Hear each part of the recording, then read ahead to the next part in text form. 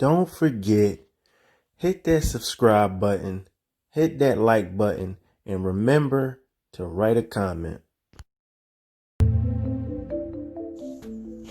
Nobody starts at the finish line. You have to start somewhere. In order for you to get to where you're going, to meet that destination, you can't think that you're going to get there instantly.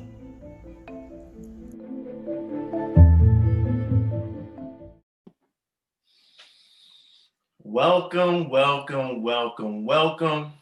to another episode of the Mr. Mindful Minute podcast, where we touch on different things, on different areas of life, on how we could go from a nothing place to a something place. And today we have a special guest, Lawrence Washington Jr., also known as Mr. Optimistic, joining us, and we are getting into the topic of find your purpose, how. So Lawrence, let's just jump right on in there. What does it even mean to finding your purpose? What does it even mean to finding your purpose, man? That is a great question. I will answer that simply by saying understanding who you are. Pretty much is paying attention to you. It is collecting information about you instead of everything else around you. Finding your purpose. Okay, so, just basically a person needs to study themselves in order for them to finding that purpose, right? Come on now. That's exactly what it is, man.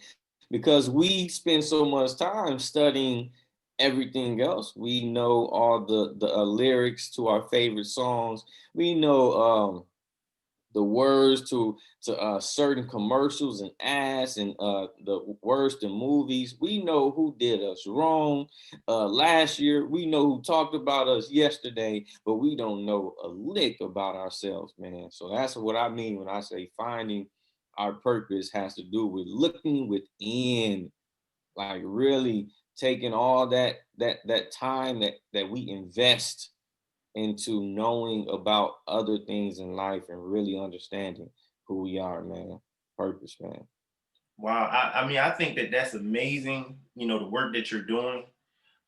Because as you said, we will know our favorite movie word for word as if we was the one in that Joker. Yeah. Right? And look, I'm a victim of that. Finding Nemo is one of my favorite movies, and I know that Joe word for word, right? So let me ask you this question, and you kind of touched on it. So why is it important for a person to actually know what their purpose is? Why is it important for a purpose to know their purpose is? It's two reasons. The first reason I will give to you from my distant mentor, someone who I followed from a distance, meaning that he doesn't know me, but I know him, Dr. Miles Monroe. One thing he said was the greatest tragedy in life is not dying. The greatest tragedy in life is living and not know why. So that's why it's so important for us to know our purpose, because it is a tragedy. The second reason is because I like to use the tree as an example a lot. If the tree did not grow and produce fruit, if the tree did not grow and become the tree that it is to provide the earth with what it provides us with, giving us the opportunity to breathe, air and being a part of us receiving the oxygen that we all need. Check this out. If the tree did not grow and produce, we would die. That's why it's so important for us to know our purpose, because if we don't live in our purpose, we are not going to be the only people that are affected. We will infect, we will make an impact, not a good impact, but other people will suffer if we do not walk in our purpose.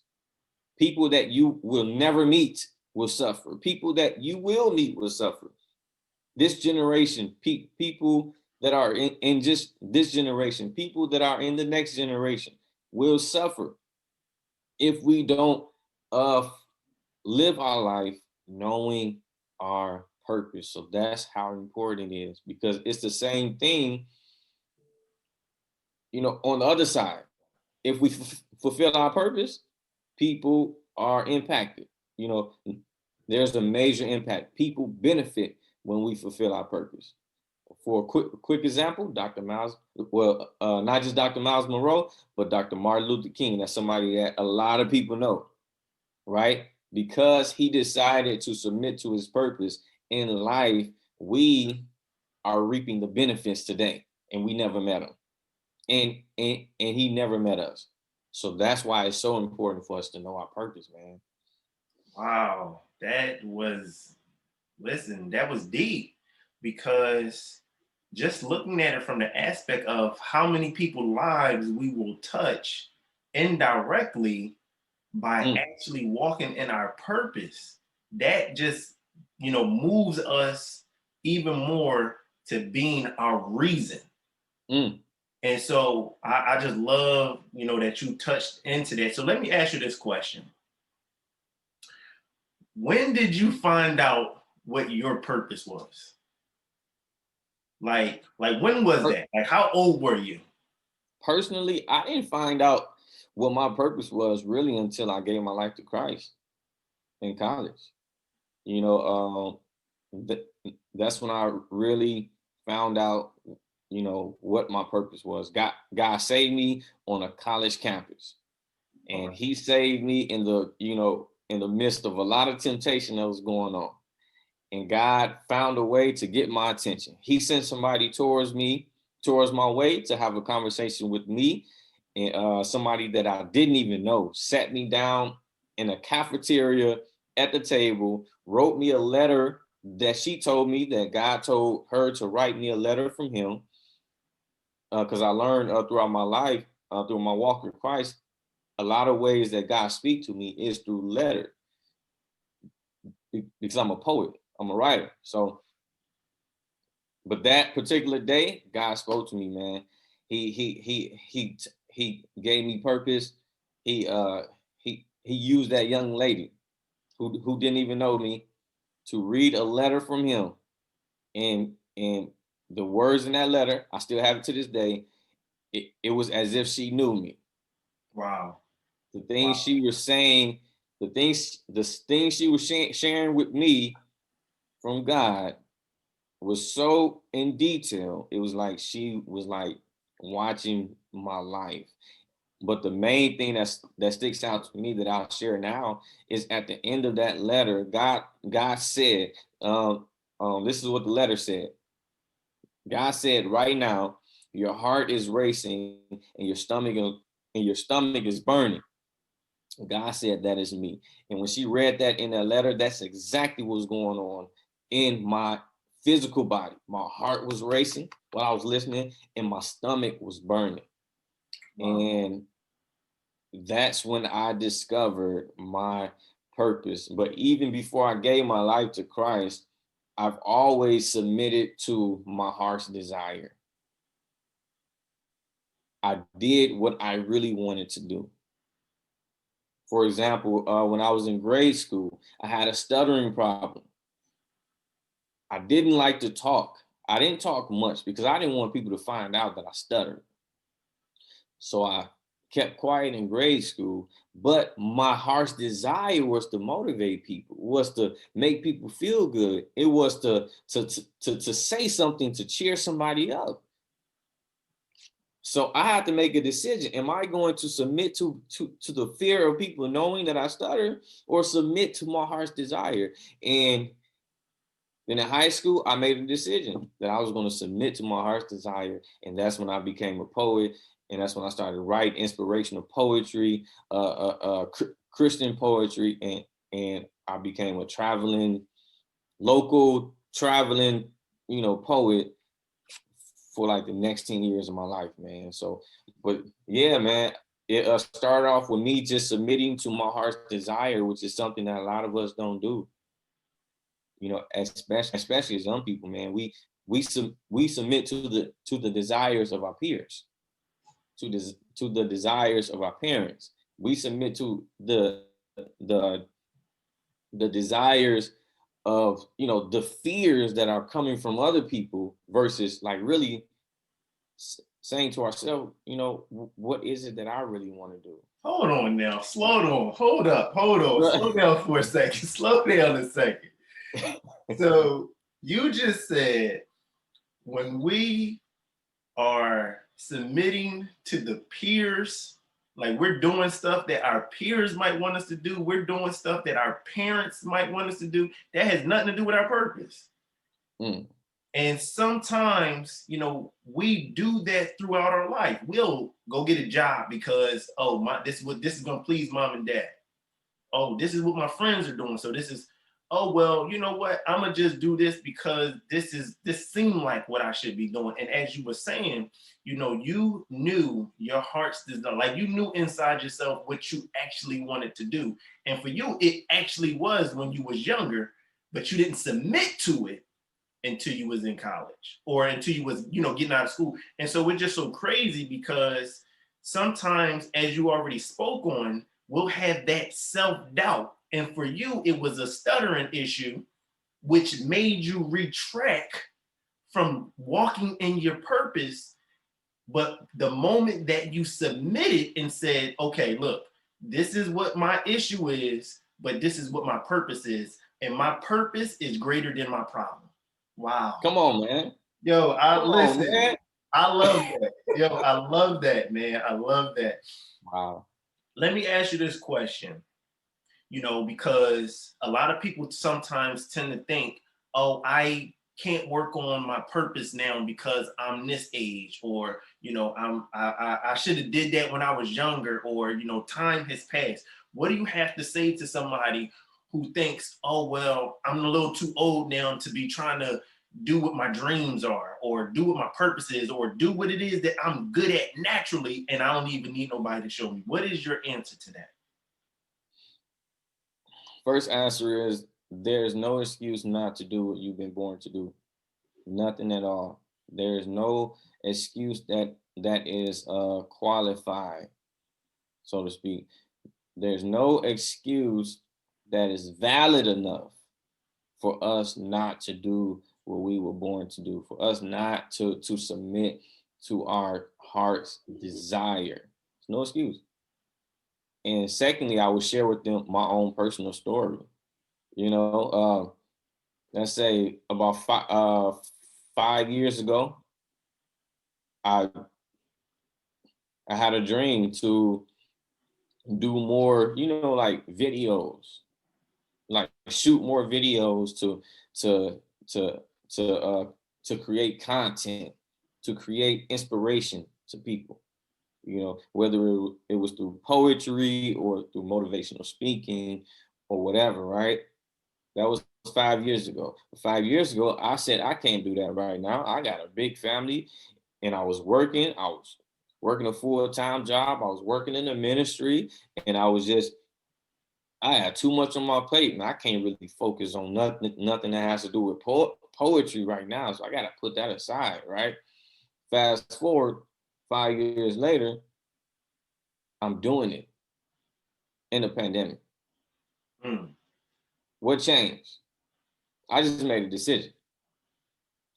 I shifted my personal philosophy of saying 5 years ago, I can't submit to my purpose because of my family.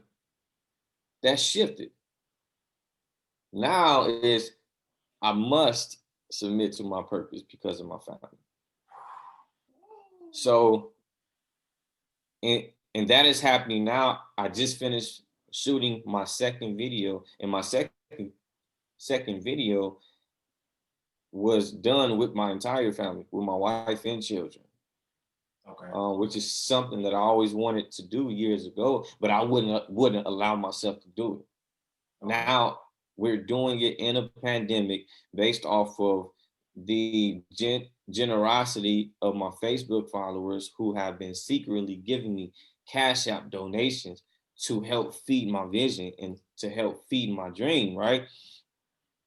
But 5 years ago, I had the money to do it, right? But I didn't have the mindset. Right. Right. Now Right. I'm literally laid off of work, and I'm building a business in a pandemic, and I'm not even stressed out at all.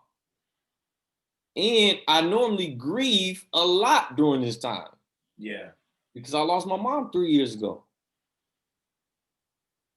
But not even my grief can stop me from fulfilling my purpose. Yeah. So that's what I would do. I would spend time sharing with that person my own personal life story. Wow. Wow. My condolences, for the loss of your mom. Thank And you. my heart definitely goes out to you on that.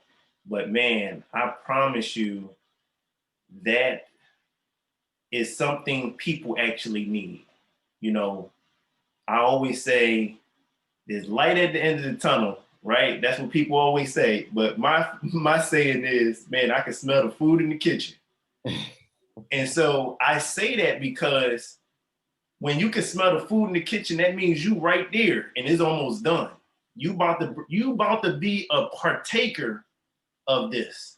And so with our purpose, when we say, man, I can smell the food in the kitchen, you're about to be a partaker.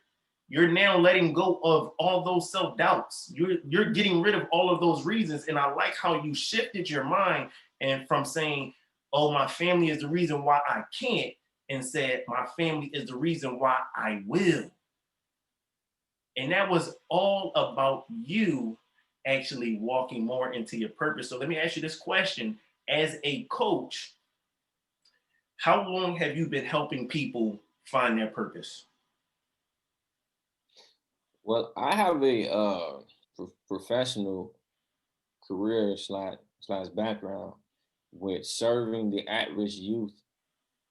Um, and I've been blessed and privileged and honored to be a behavior coach, to be a youth specialist for so many young people who have lost hope, so many young people who have been neglected, abused physically, sexually, emotionally.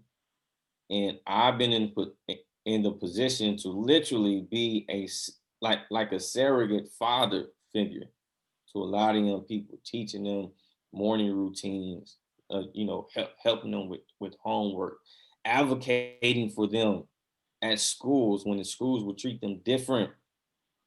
And it is from me being able to serve them that I was able to discover the best way I can serve them is to get them connected to their own greatness.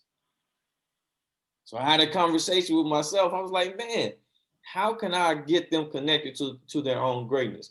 Oh, purpose. So I use purpose. I started generating conversations around purpose. I started observing the young people that I was working with, the same people that were, like when they got angry, they attacked. They physically attacked. We had to do restraints and all that. And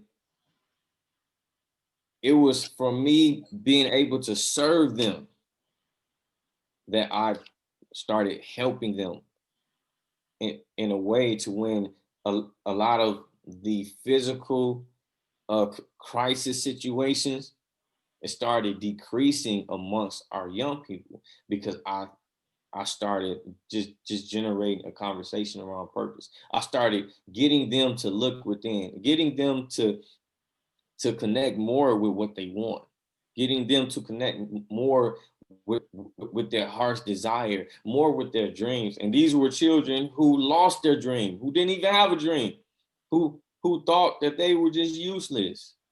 who actually blame themselves for what grown people did to them. Wow. And so that's when I discovered how powerful it is for us human beings to get reconnected to our purpose in life, to actually live in life with purpose. So You it had started years years. ago, man. It started years ago. Yeah, Years you got years of experience as a coach, really helping people to find their purpose. And so let me ask you this question here. Is knowing your purpose, is that good enough? Like, if a person say, man, I know my purpose, is that all that's needed? Just knowing your purpose, is that good enough? Woo, man, that's a good question, man. I'm all right. Okay. All right. Knowing your purpose is potential. It's the same as potential. But potential is useless. Potential is useless. You cannot benefit off of potential. Just like you cannot benefit just off of knowing your purpose. You got to submit to it. Okay. And to submit to it, it actually takes you making some action. So let's go back to the tree. Just like a tree. If a tree says, man, I know I'm supposed to grow up to be a tree and bear fruit. And that same tree remains a seed. Let's just pretend this is a seed. This seed knows its purpose, but this seed won't grow. No one's going to benefit from that. No one's going to eat the fruit that this tree was created to bear. No one's going to be nourished. And eventually people will die. Wow. Wow. So, now listen. So it is so much more than just knowing your purpose, man. You have to submit to it. And plus you have to develop the mindset to walk in your purpose. That's a whole nother conversation right there, brother. That's a whole nother conversation right there. And it's crazy because, like, I like the analogy that you're using, because if the seed decides that it's not going to grow, so if we decide that we're not going to walk in our purpose, if we just say, oh, I know what my purpose is, but these are the reasons why I'm not doing it. Whew. And so now we are justifying us not walking in our purpose, or saying knowing is just enough. Because as you said, that's potential. Nobody actually can feed off of potential. Man, I love that analogy. That is amazing. That actually just resonated with me deep, good brother. I appreciate that one. Now, let me ask you this question, and maybe you can break it down a little bit. So, what are maybe a few steps that a person could take? So if it was like maybe 1, 2, or 3 steps that a person can say, all right, that if you were teaching them, all right, this is step 1 in finding your purpose. This is step 2. Like, kind of give us a couple steps that a person could take in finding their purpose. Yeah, this is my masterclass, right? My online masterclass. I break it down in 3 steps, and to finding your purpose. The first step is understanding purpose. Purpose is the reason why something exists, and I break down what purpose is. I have about 5 or 6 definitions of what purpose is, and I will have them to take notes, right, to collect data. Collect the data on what purpose is. The second step is understanding who you are and what you possess. Like, we don't understand that the dream that we have is something that we possess. It is a part of our value. We don't understand that the anger that we have is a part of our value. The frustration, the perseverance that we have. We as human beings, we have perseverance. So I will have them to collect data on on understanding purpose, understanding who you are and what you possess. That's step 2. And the third step is you take the information that you write down, you observe it, you meditate on it, and then you use that information to create your own personal vision statement. And then that is the foundation for you to start building upon your life. I love it. I love it. That's amazing. You know, because sometimes, you know, we'll feel as though that we know what our purpose is, but we don't know what to do to walk in it. Sometimes we don't know what our purpose is. And so we lack the guidance in order to help us to get there. Sometimes we just have so many self-doubts, which limits us from doing the work that's needed in order for us to get to the next level or to get to that place that we know deep down inside we actually want to be, you know, now. And what you're saying is we're not doing this because of mom and dad. We're not doing this because of friends. We're doing this because inside of me, this is not inside anybody else. Inside of me, this is what I know that I'm good at. This is what I know I want to do. This is what I know I love. Nobody actually had to teach me how to do this. I've been doing this. God gave this to me. And so I love how you are breaking these steps down in your masterclass, in your coaching. How can people find you if they wanted to get coaching from you, if they wanted to sign up for your online masterclass, or even look for your inspirational quotes? How would people, poems, how would people be able to find you? They can find me on Facebook. I'm on Facebook, my Facebook business page. Just shoot me an inbox. Or Instagram as well. I am Mr. Optimistic One. You can find my my website on there because I'm in Wix. Because I'm on Wix, a website. So I got that long website, so I can't even say it. But you can find my website on my Instagram page as well.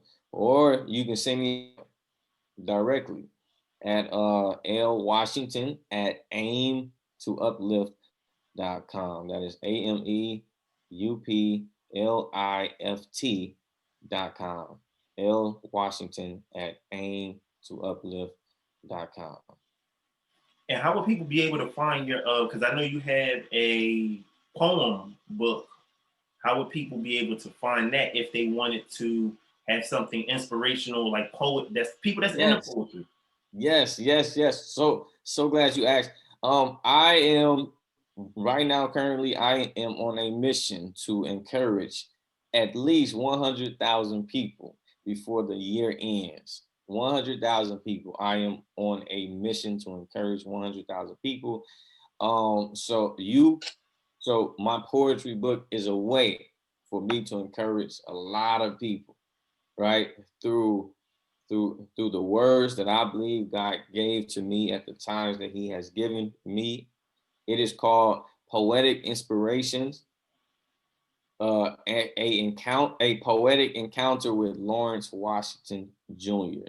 And I call it a encounter because I actually tell you in most of my poems, I tell you why I created certain poems, because of certain things have happened in my life, and these poems were created to encourage myself, to encourage others as well.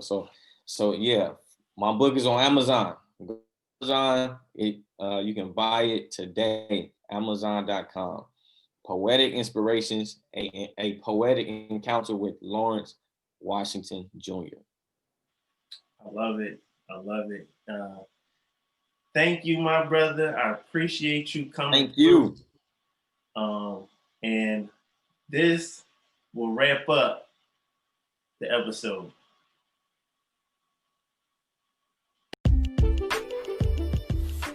You're in control of how you feel. You're in control. You are the determining factor of your feelings. No one else can control how you feel. Remember, you're in control how you feel. So control your feelings.